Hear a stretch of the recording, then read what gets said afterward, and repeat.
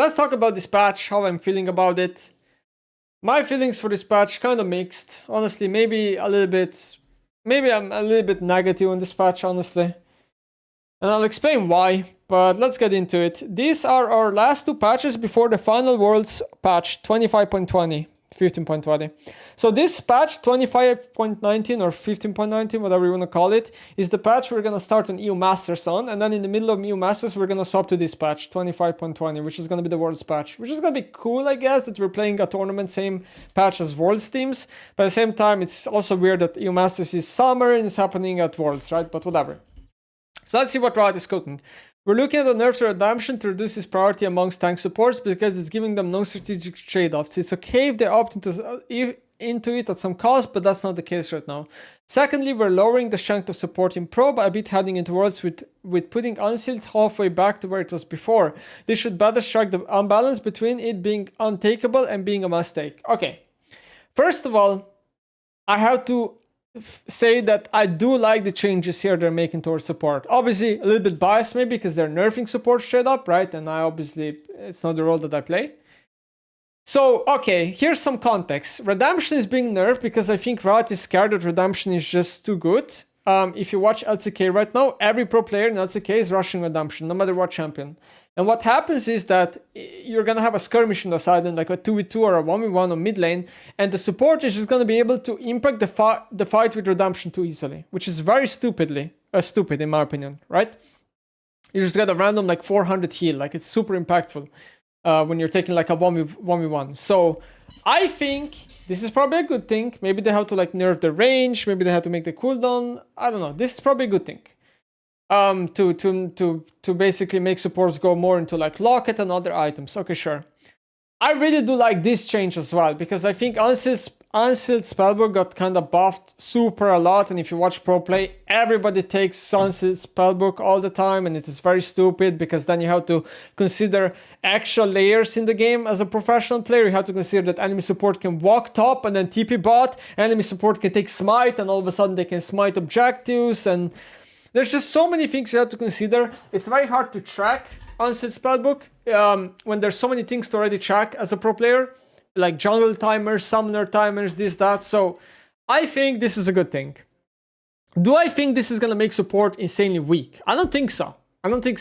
I think people are just going to need to realize that certain supports are going to be worse. And who's going to be worse? I think Rel, Alistar type of champions are just going to be worse. Mainly melee supports, because in professional play, the Redemption rushers are mostly, range supports are usually better with Redemption rushers anyway, but like, especially Unsealed Spellbook, are mostly just melee support abusers. Like Rel, Alistar, blah, blah, blah. And I think what is going to happen is people are going to slowly realize that melee supports are trash. And people are going to start playing range supports only.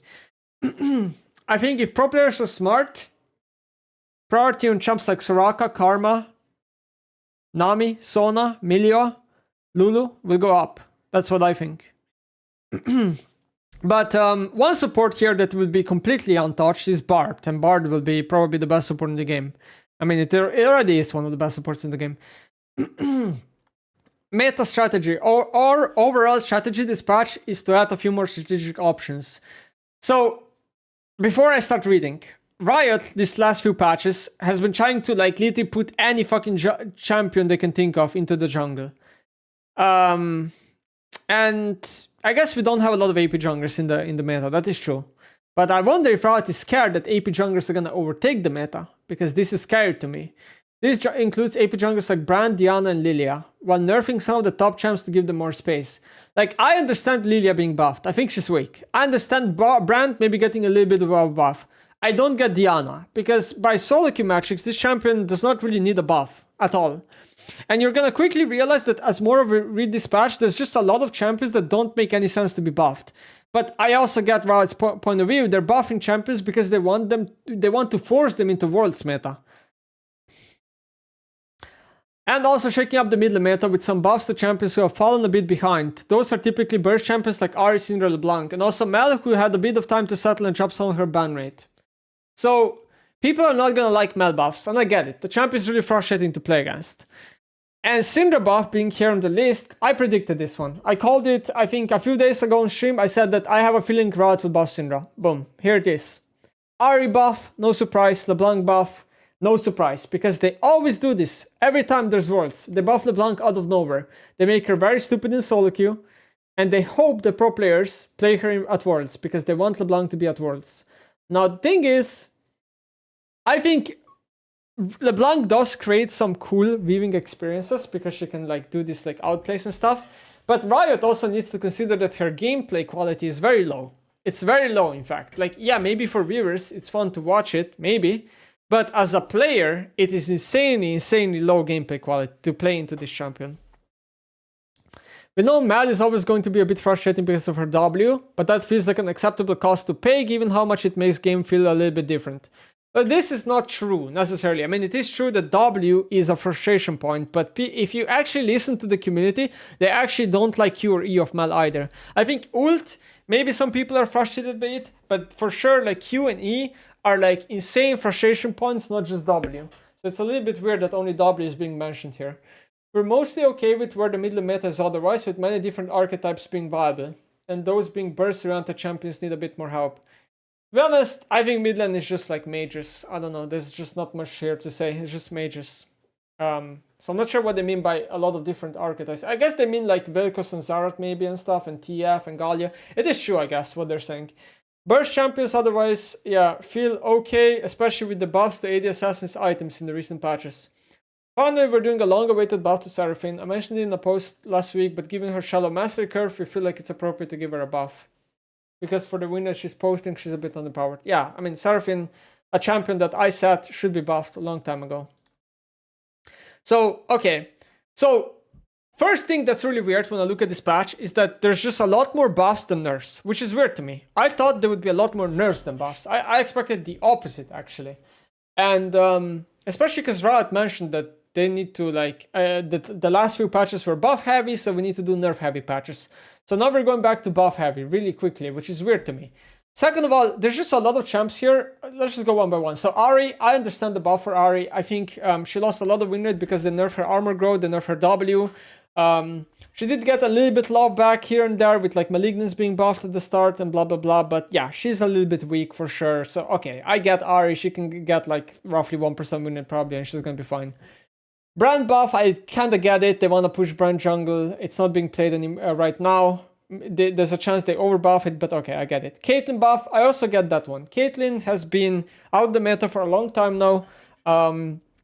Even if they buff her a little bit, it doesn't necessarily mean that she will be meta, and ADC in general is very open meta right now. You can kind of play anything you want. So I get the Caitlyn buff.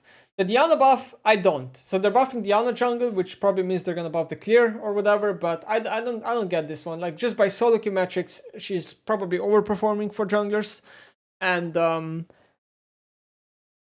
is Riot really excited to have Diana at Worlds? Like, maybe, I don't know. Like, the thing is, you have to consider Worlds is like the most watched esports event of the year, and it's what draws people to play League of Legends. So it is kind of important for Riot to choose like popular champions to be at Worlds and stuff. Like, I kind of get it from their POV, right?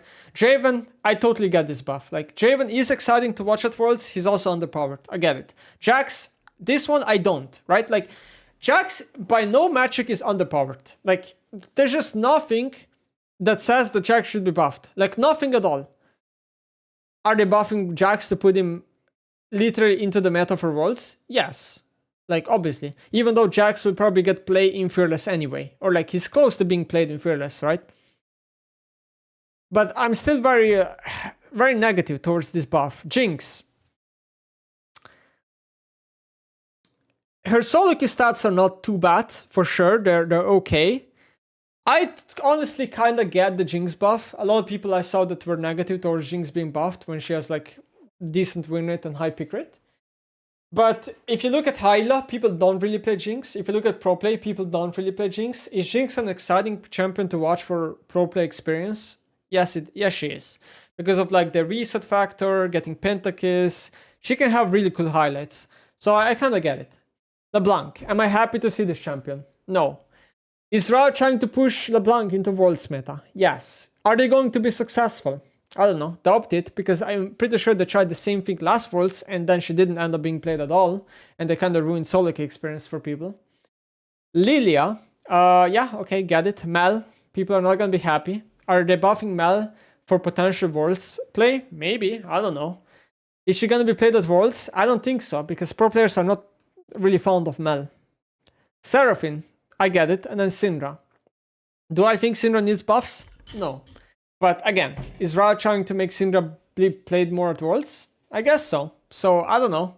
You know, there's just a lot of changes where I just don't think these champions need buffs, but they're here for, you know, because Riot wants them to be at Worlds. Champion nerfs Corki, so this is a pro-specific nerf. Corki is still being played a lot in pro right now. I feel like his priority has gone up the last month because, for example, Yunara got nerfed, and then people have realized that ADCs, you need to kind of play ADCs with escapes because there's champions like Jarvan in the meta. So you kind of need, Corki like fulfills that because he's like strong early game, good mid game spiker, and scales decently well, really good early game, and has escape, right? Ticks the boxes for a pro play ADC. Pantheon jungle, honestly, understandable. It's obviously going to be played at Worlds. It's still way too strong. They nerfed the clear speed, but it still clears on average, just like it clears just as fast as Wukong, which is fine enough, and it scales really hard. So they're probably going to nerf the clear more here. So Pantheon jungle has a real chance here to die, depending on how big the nerf is. Poppy jungle, I think the champion is insanely overpowered. So I think it's probably a good thing that they're nerfing it. It's not just overpowered in jungle, it's also overpowered in top lane under the right conditions, but it's just easier to pull in jungle. So yeah, they're probably going to nerf the clear speed on Q, so makes sense. Poppy jungle actually has a really fast clear, to be honest. And then Sivir nerf. This is the latest addition because Sivir has picked up a lot of popularity right now in pro. People are starting to blind her because they realize she's just a very solid blind that like lanes well, scales well, does everything. I think this is fine. I think ADC meta is very open. Even if you nerf Sivir, there's going to be other champs to play, so this is not the end of the world. Then there's a Lee Sin champ adjustment. I don't know what this means. And then we have some redemption and unsealed spellbook nerfs. So yeah, overall, I don't know. Without numbers, I'm not going to really speculate how big or small the nerfs are going to be on these champs. Yeah, some changes are a bit questionable. I like the support nerfs. I was wishing to see more nerfs in general. I don't know why the nerf list is only 4 champions. Like, surely we could be nerfing some more things, right? Like, what could we be nerfing? Like, Morgana, maybe? I mean, they have one more patch, I guess, to nerf things, if they really want to. Yeah, that's the patch. Not much to say.